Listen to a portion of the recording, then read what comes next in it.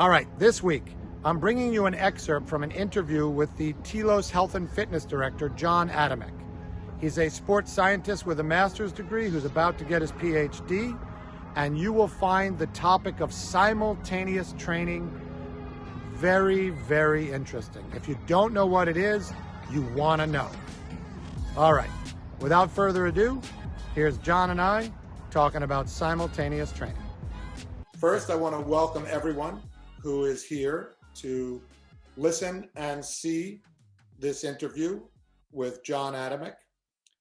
And I want to frame the discussion for you to tell you that 85 to 90% of adult Americans, according to studies, 85 to 90% of adult Americans do not exercise on a regular basis, and that's despite a consensus among healthcare professionals that it's essential for our well-being. Now, I've known this for 30 years. I went through a whole process where I joined the gym, and then I quit after 2 months, and then I thought I'll get a treadmill and bring it to my house, and then I hung plants and shirts on it, and I thought, what's wrong with me? And TELOS helped me to see the reality is very, very simple. Exercise was not enjoyable. That was it. And TELOS provides an incredibly simple solution using an awareness-based approach that makes exercise enjoyable, makes exercise more efficient, but there was no science to support what we were doing. And I understand that a large number of people want or need the science to support what they do to make the choice because they don't want to waste their time. And I respect that. So that brings us to John Adamek. And John is here. John is, let me tell you a little bit about John. He is the director of TELOS Health and Fitness, and he has a number of certifications and degrees. I'm not going to tell you all of them because the list is exhaustive, but I'm going to tell you just enough so you realize he knows what he's talking about. All right. Started off as a personal trainer, and so a CSCS, which is a certified strength and conditioning specialist, ACE BCS, that's the American Council on Exercise, a behavioral change therapist, ACSM EIM, that's the American College of Sports Medicine, Exercise is Medicine, those are all certifications. He has a master's degree in sports science, and he is now currently at the University of Illinois working on his PhD in kinesiology, which is the study of human movement with a specific focus on psychophysiological, in other words, the mind-body connection or the body-mind connection, which is why TELOS, as all of you listening to this know, is so closely aligned with John because body-mind harmony is the top priority. So without that, I'd like John to share a little bit of the story. I'd like you to share, how did you go from being a personal fitness trainer all the way to where you are now at the University of Illinois getting your PhD? Sure. And Peter, thank you for that introduction. I started as a personal trainer now, over 10 years ago. And I got into the field. I really did enjoy working with the general public as we define them. And I really did want to kind of institute change. And I was at this beginning stages in my career where I was learning more about exercise science, exercise physiology, and what goes into an exercise prescription, the different types of modes, and also dealing with, or I should say, addressing the individual differences. I instantly got a little bit of I don't say so much a bad taste, but a little bit of negative feedback to the populations that I was working with due to the constraints that they had with things like work, and their not there, but the overall poor adherence to going to a gym and do personal training. So soon after that, I really wanted to test my skills as an exercise scientist and kind of see with the program, or better yet, my methodology, really was valuable in that. So I started working then with athletes, and I went with the mindset that, well, athletes are going to adhere much more to an exercise program because it is more or less a livelihood. If they want to get better at the sport, you have to train, you have to develop certain things. And the higher level athletes, professional or collegiate, it's kind of like the livelihood. So I was able to work with a number of organizations, and I was able to really see this methodology take place. And how the periodization of different types of aerobic and resistance and coordinative training come together. And I was able kind of validate how the science really does work when it's applied. After a couple of years, though, it kind of started taking away from what my true purpose was to get into the field. I was no longer really helping the quote unquote general public, and I was kind of hoping that 1% or that 0.5% of the population who were professional athletes. So I had to kind of reevaluate and ask myself what it was that I truly wanted to do for the rest of my life. And over the years of this experience, I really decided that I kind of want to be at the forefront. It isn't just so much going back to working with the general public, but also seeing and researching ways that we can help support or promote physical activity and promote exercise in the US mainly. So I got the offer to come here to the University of Illinois, and here we're looking at the way that exercise and physical activity, because they are two different things, how they impact the brain, and also the psychology behind it. How can well, pause for a sec. That's a good moment there. Just explain what do you mean? What's the difference between exercise and physical activity? Without getting too much into the science, the easiest way to say that physical activity is kind of like an umbrella term. Physical activity is simply any bodily movement that uses energy. So walking up and down the stairs is considered physical activity, taking the dog for a walk, going to the gym and doing squats. That all falls under physical activity. Exercise now, if I'm going to use one word to describe exercise, or a difference between exercise and physical activity, is that exercise is structured.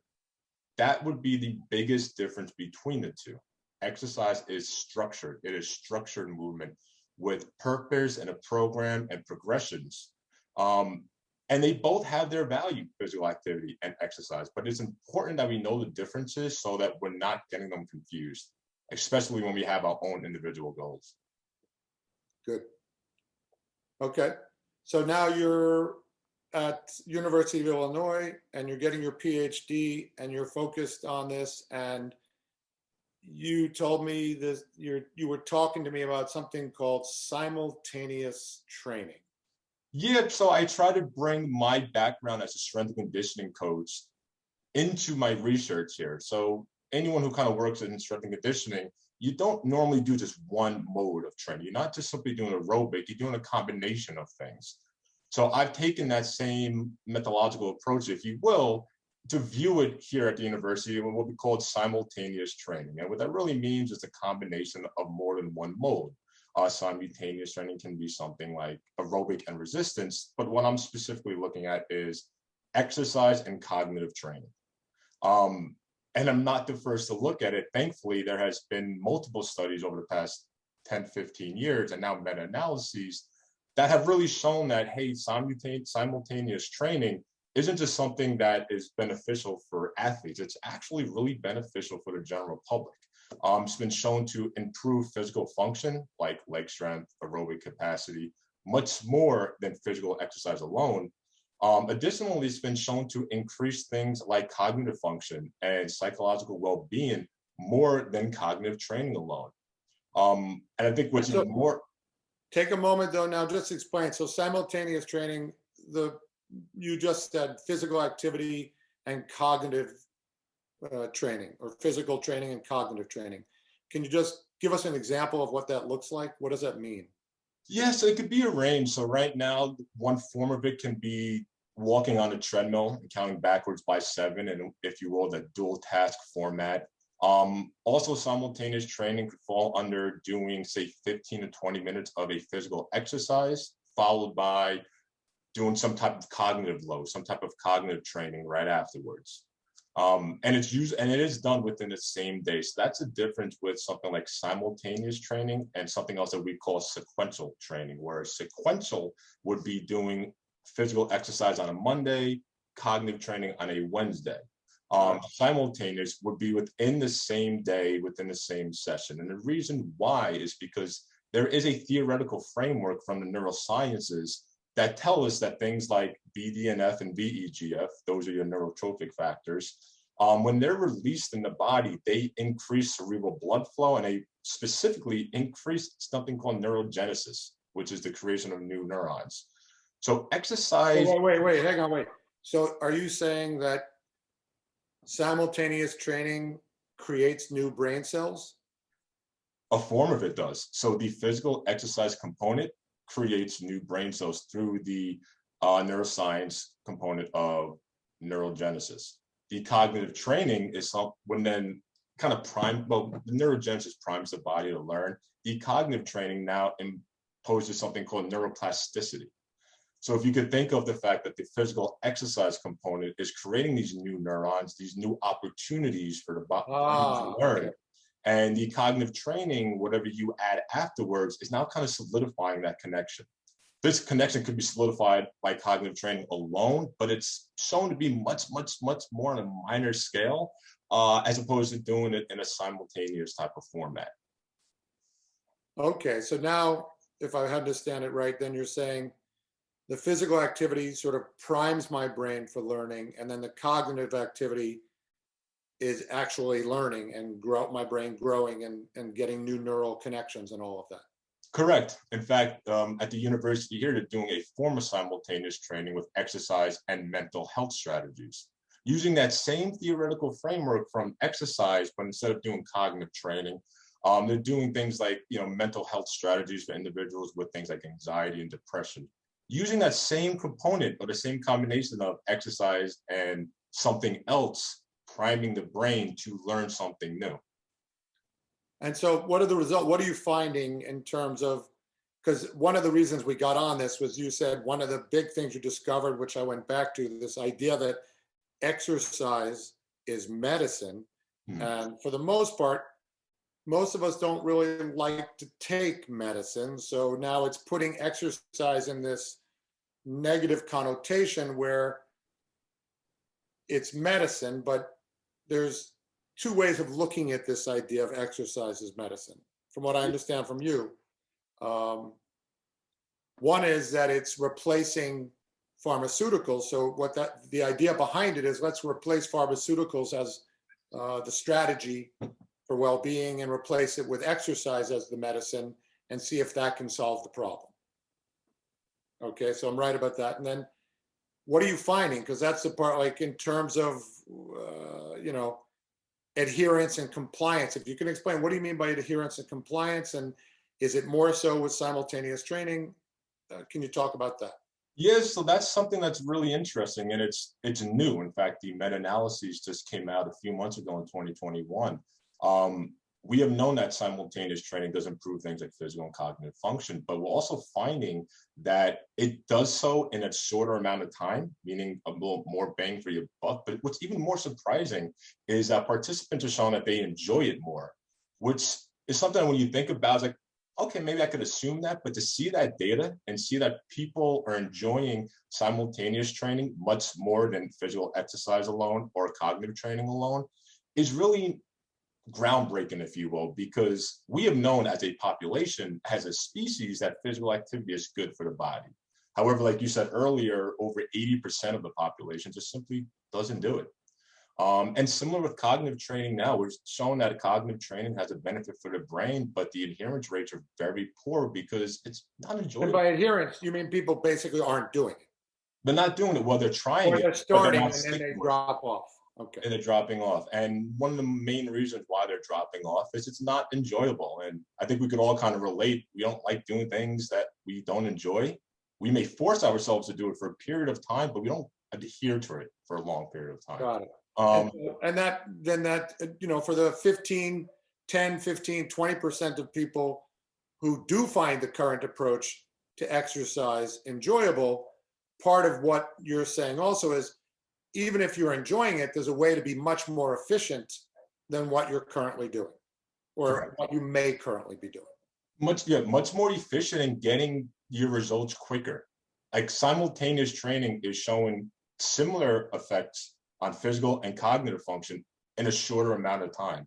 What that means is the recent meta-analysis showed that 33 hours of simultaneous training with exercise and cognitive training was equal to nearly 80 to 100 hours of each one individually. Wow. Which Wow. was something that we've really opened our eyes to, and we're trying to now really implement this to the mainstream population.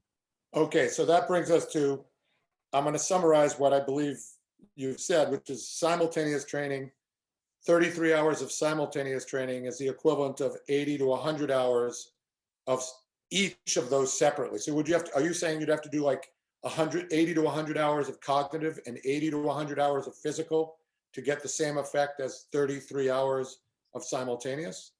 Yes. So in essence, 80 hours of physical exercise to meet that physical function of simultaneous, or 80 hours of cognitive training. So really, you have to do 160 hours of activity individually to reach the same efficiency as 33 hours. That's, I got to imagine that everybody, knowing that, and you're saying your scientific data is supporting that that's more enjoyable as well.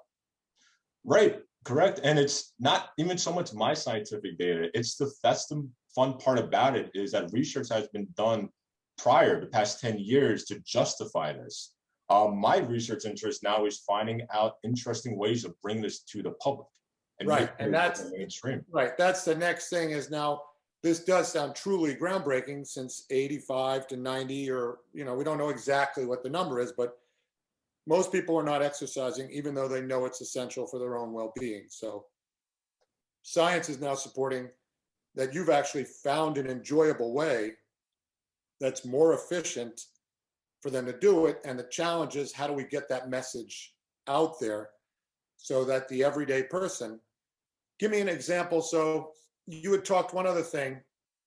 You mentioned earlier this idea of coordinative and a couple other things. What are those three things? And so different modes of exercise. Modes of exercise. Yes, aerobic and resistance training has kind of been the kind of two common terms. I like to think, if you're going to look at just those two, you should add a third: aerobic resistance and coordination, or coordinative training.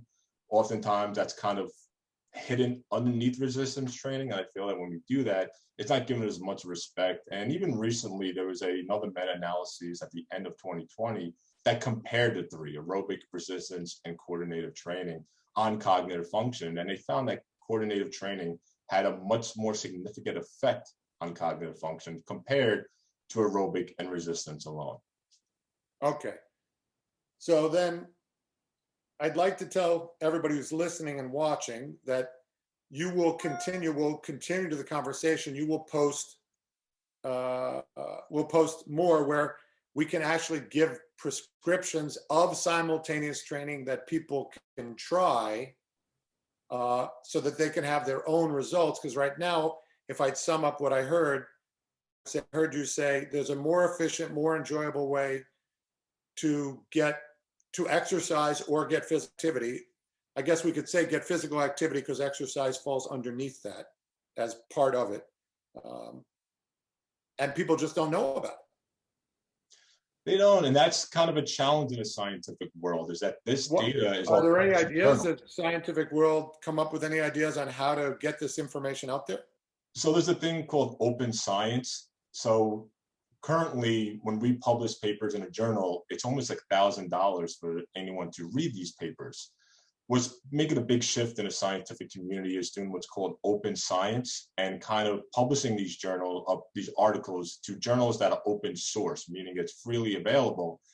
It still doesn't fall in magazines that people might read at a doctor's office. It's still in a journal itself, but at least now these journals are free. I know a lot of different scientists that I collaborate with, they do kind of go to forms of Twitter and social media, and it's still a challenge that the science community is trying to solve. They're trying to, not just have this information disseminate in the scientific community, but also coming out to the public. And so then, I guess the last piece of this would just be, you're the director of TELOS Health and Fitness. You're a sports scientist.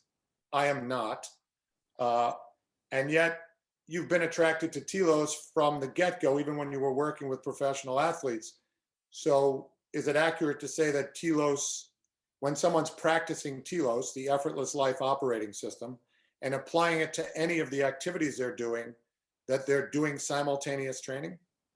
That's correct. And that's one thing that, as you said, really attracted me towards telos. And when you think about the telos structure of using one's agenda, so when you do something like on the tennis court and you do define your agenda beforehand, what I really appreciate with telos and the approach with it is that during that tennis practice, if you will, that they're doing, they're being, I don't want to say interrupted, but they would go through their shots, forehands, backhands, whatever drills that the tennis coach wants to go over. And then you would take that break almost midway through to self-reflect, to kind of say, well, why did you not make that forehand? Well, Or your backhand. It's not even midway through.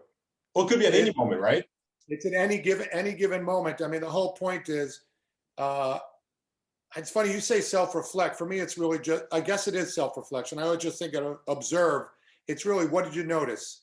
What happened? It's setting, they have to set a very specific cognitive agenda at the beginning. They have to prioritize a very specific cognitive agenda. And then we connect their mind and their body through the breath and move through a progression where awareness is actually the key to everything. And so there's lots of opportunities and lots of prompts for them to become aware. So the process is really what you notice, and then from what you notice to practice observation without judgment. So that person you're talking about, they hit a forehand down the line, it misses, it either goes in the net or it goes wide, whatever. And the player's reaction when they either observe with judgment or they just judge. They get angry, they missed. They get frustrated, they missed. And in the moment, if I see that, since body-mind harmony is the top priority, I simply ask them, what's going on? I missed the forehand. Okay. Where'd you miss it? Well, it was wide. Oh, how far wide was it? I don't know, like a mile. Well, it definitely wasn't a mile. So how far wide was it? I don't know. I mean, it was, between the singles alley and the doubles alley. Okay, so how far from the line was it?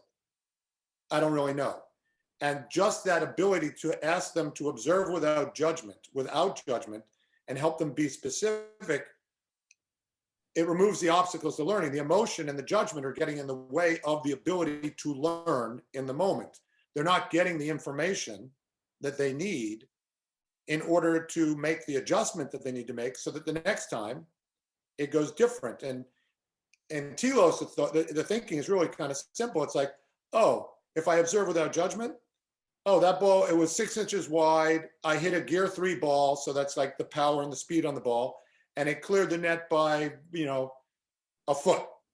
Okay, and how far? And it didn't go deep, so like a foot, it landed the right depth, so a foot was okay, and gear 3 was okay, but 6 inches left. And I don't need to know why it was 6 inches left, because my body has an innate intelligence. It knows exactly what I want it to do. And all I have to do is give it the information, the feedback on the moment without judgment, and it'll self-correct and do it correct the next time. Whereas if it's like, oh, I missed, and then you miss another one because you missed, and then 3 balls, you can be in a cycle like this, and now emotionally you're done and you have to wait till the next day. Exactly. Yep. Yeah. So that's my describing that was just, that's simultaneous training. That's, you're talking about going back and forth between a cognitive and awareness experience into a physical experience, back to, and that sort of toggling back and forth between those two modes, almost those two states of being, are what are allowing for optimal learning. Correct. Like I was saying earlier, the playing tennis is the physical exercise component there. And the cognitive load, or the cognitive training, if you will, is that whole self-reflective thing that you were just going over. They're retraining those new pathways of how to think about their tennis, how to observe, as you were just explaining. Okay. So that's why those are the premises behind simultaneous training, the physical exercise and the cognitive training. And that's a perfect example of how it's done in TELOS. All right. So then for everyone, we told you the problem is that exercise is not enjoyable. And we like the results, but it's medicine. And so we don't really like doing it. We don't adhere. We don't comply. Simultaneous training, this ability to do physical and cognitive either at the same time or do the cognitive just soon after the physical, produces in a way more efficient way an enjoyable experience that gives you the results that you want. Okay, so that's the takeaway from here. And the goal is, how do we make everybody, the next step is how do we make as many people as possible aware of this so that everybody can have a better state of being, so that we can, you and I, we can help improve people's lives. And for me, TELOS, I've been doing this for 30 years with the audience that I work with, which is thousands of people. But I never had scientific data that supported, that, oh, wow, this is what we're doing. So I'm thrilled that, now that one, that you're part of the team, two, that you're doing the research that's going to, improve people's lives. Yeah. I don't know about you, but I found the fact that I could do 33 hours worth of simultaneous training is the equivalent of 160 hours to 200 hours of individually doing cognitive training and physical training to be absolutely life-changing information. And now that the data and the science support it, holy smokes, that is a game changer. That's it for this week. If you want to know more about this, or go to telostennis.com. You can look for the full excerpt of my conversation with John coming soon. And until then, enjoy the adventure. TELOS out.